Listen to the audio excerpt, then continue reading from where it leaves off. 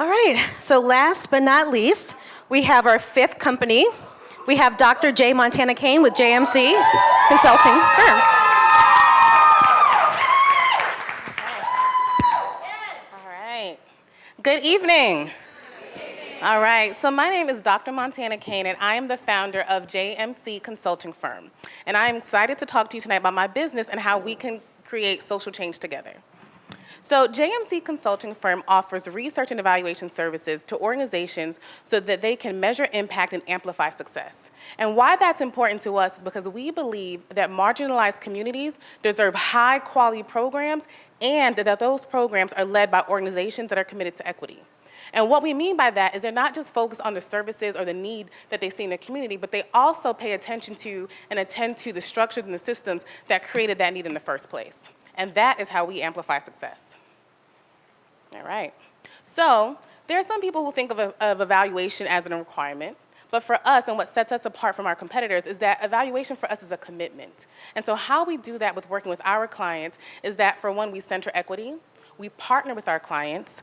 And we also use data as action. So data is not trivia. It's not for you to be able to count off what percentage and how many, but how do you use the data so that you can actually drive action within your community? Okay. So I launched this business in March of 2022 after quitting my job, and that's a whole other podcast for a whole other panel.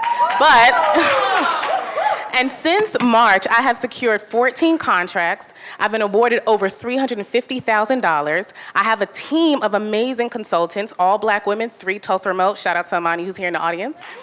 Okay? And as you can see, I have the logos for all of my clients here. And this is exciting, and I want to celebrate. But what brings me to this stage tonight is who's not listed on this slide deck. So let me introduce you to my client, my real life friend, Katrina Perky, who's sitting here in the audience, who is a Black nonprofit leader who is working in her community. So she is from Okmulgee, and she has a nonprofit to serve the young people in her community. But she, like many other nonprofits that are led by people of color, don't always have access to evaluation services. And not only is it costing them money, but it's also costing their community the impact that they deserve. So let's look at the market. There are 1.3 million nonprofits in the United States, and only 30% of them are led by people of color. And what we also know is that those nonprofits that are led by people of color earn 75 cents to every dollar that are earned by white-led nonprofits. And another fact that we know is that most money for nonprofits come from grants and donations, and that's where evaluation comes in. The problem is, if you don't have access to the funding, oftentimes when you're looking at donations and grants, they're most likely competitive. And so you have to be able to show that your program is evidence-based or that you can collect data to prove that your program is going to work. But again, to hire that evaluator is going to cost you money. But to get that money, you need an evaluator. So that's a problem. So what are the barriers to evaluation? Right? Evaluation, for one, there's a financial resource to hire someone externally, but evaluation is a technical skill that many times smaller nonprofits don't necessarily have. But I'm here today because I have an idea. All right. Okay, drum roll. Okay,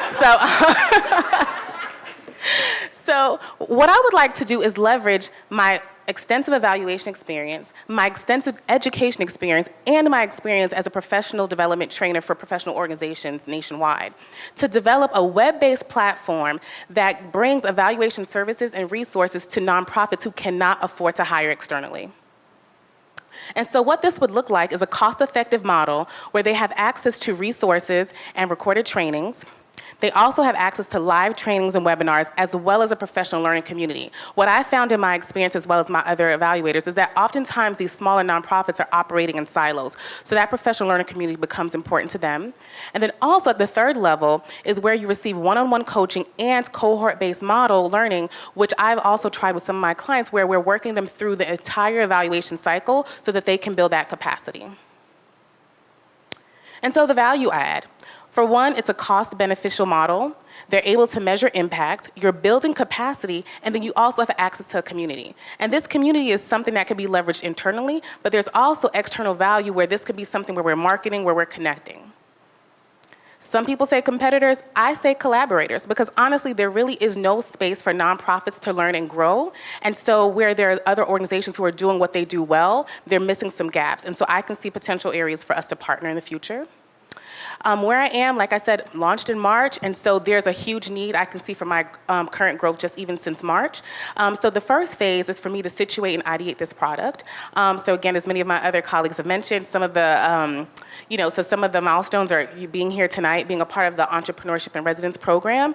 And so for me, the next phase is to really hire a marketing team as well as to do some customer discovery or some continued customer discovery. So that's where the $5,000 would go. And part of that would also be to establish my team. And for all of my Erykah Badu fans, I know what I don't know. I am an analog girl in a digital world, so I cannot do this alone. So recognizing that I do need a team here, and so part of that market research and customer discovery would be to assemble that team. And also important to me is making sure that nothing for us without us. Part of that team will include an advisory board for the nonprofit, BIPOC nonprofits that we're focusing on. And I want to thank you all for listening to me tonight. My name is Dr. Montana Kane, and with your support, we can measure success, measure impact, and amplify success for nonprofits.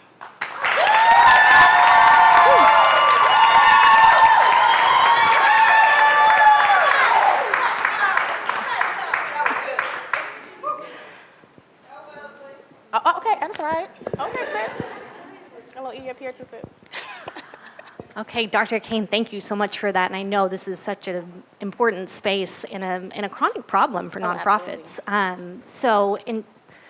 Tell me a little bit about the data, because I know data tech go hand in hand. How do you, just because nonprofits serve such diverse communities, diverse needs, how do you kind of standardize, streamline, collect that data, and put it into a format that's useful to go and apply for grants?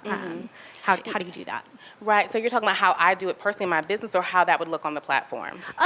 Both. Both. Okay. So in my business, what I do is, again, part of what we do is we collaborate. So I know what I know and I know what I don't know. So my area is research and evaluation. So part of what I do is always having some kickoff meeting with my clients so I understand their context, and so we understand how do we use the data for what it is that their goal is. And so that's kind of where that sector difference would come in. And with the curated platform, again, part of that would be to take those sectors and make sure that there are some things that are generalizable and there are some things that are specific. So when we're looking at indicators, for example, I would have kind of a section for public health, for education. And so so again, I want it to be curated. So again, I want it to be easy for nonprofits, depending on where their sector is, so they can go in and find their lane and find resources for them. So hopefully that answers. Absolutely, thank you. You're welcome. Excellent. I enjoyed the pitch. I'm exploring in this space as well, and I honestly don't have any questions because I think you nailed it. Oh, thank you. Second that. My feedback was going to be to raise the price, okay? Okay. I Say less. I enjoyed the presentation. I did have a question about your initial target market.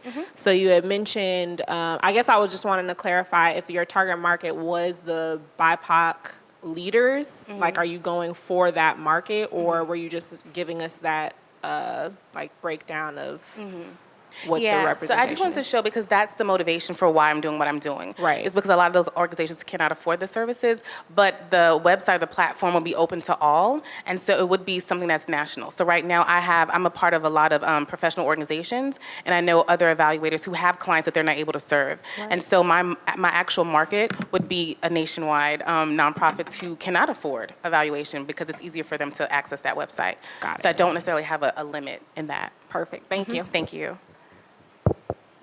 Okay. All right.